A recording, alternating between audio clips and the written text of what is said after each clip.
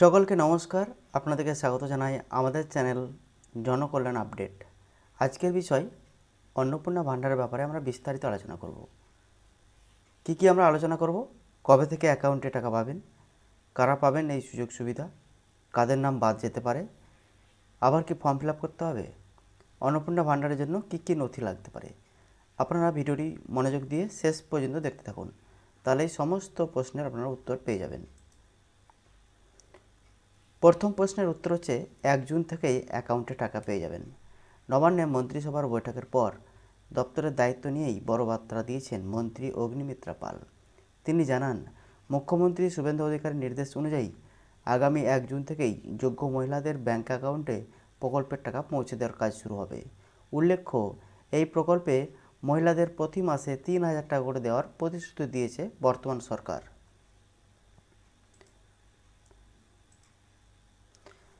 দ্বিতীয়, কারা পাবেন এই সুবিধা? অন্নপূর্ণা ভাণ্ডার নিয়ে মন্ত্রী স্পষ্ট করে দিয়েছেন যে লক্ষ্মী ভাণ্ডারের প্রাপকরা যারা আগে থেকেই লক্ষ্মী ভাণ্ডার পাচ্ছিলেন তারা সকলেই এই নতুন প্রকল্পের আওতায় আসবেন। এছাড়াও যারা বাদ ছিলেন তাদেরকেও এবার এই প্রকল্পের আওতায় আনা হবে। সরাসরি সুবিধা, টাকা সরাসরি ডাইরেক্ট বেনিফিট ট্রান্সফার অর্থাৎ ডিবিটি মোডের মাধ্যমে ব্যাংক অ্যাকাউন্টে পাঠানো হবে। তারপরে দেখুন সবচেয়ে ইম্পর্টেন্ট, কাদের নাম বাদ যেতে পারে। মন্ত্রী জানিয়েছেন, টাকা দেওয়ার শুরুর আগেই অ্যানালিসিস করা হবে। বেশ কিছু ক্ষেত্রে নাম বাদ দেওয়ার সম্ভাবনা রয়েছে।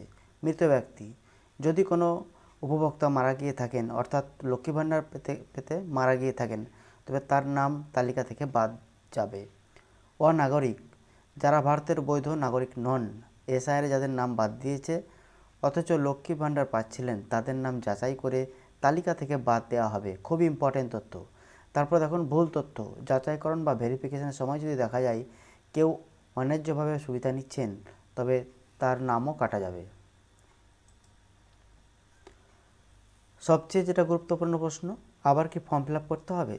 সাধারণ মানুষের মনে সবচেয়ে বড় প্রশ্ন হলো, নতুন করে কি লাইনে দাঁড়িয়ে ফর্ম জমা দিতে হবে? বালির বিধায়ক সঞ্জয় সিংয়ের কথায় ভেরিফিকেশন বা যাচাইকরণ প্রক্রিয়াটি অত্যন্ত গুরুত্ব দিয়ে দেখা হচ্ছে। আবাস যোজনার মতো এই প্রকল্পেও যাতে কোনো ভুয়ো উপভোক্তা সুবিধা না পায় সেদিকে নজর দিচ্ছে সরকার।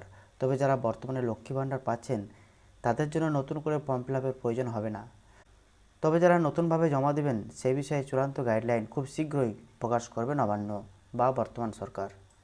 তারপর দেখুন শেষ প্রশ্ন, অন্নপূর্ণা ভাণ্ডারের জন্য যারা আবেদন করতে চান তাদের কি নথি লাগতে পারে, অর্থাৎ যারা নতুন করে আবেদন করবেন। আধার কার্ডের জেরক্স কপি, ভোটার কার্ডের জেরক্স কপি, রেশন কার্ডের জেরক্স কপি, ব্যাংকের পাসবুকের জেরক্স কপি, সম্প্রতি তোলা পাসপোর্ট মাপের একটি কালার ছবি। অনলাইনে আবেদন করার কোনো প্রকার এখনও প্রসেস শুরু হয়নি।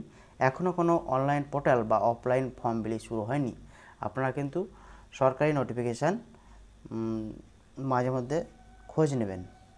আচ্ছা, শেষে একটা কথাই বলি, আপনাদের এই ভিডিওটি যদি ভালো লেগে থাকে তাহলে আপনারা ভিডিওটিকে অবশ্যই লাইক করুন, কমেন্ট করুন এবং সাবস্ক্রাইব করুন।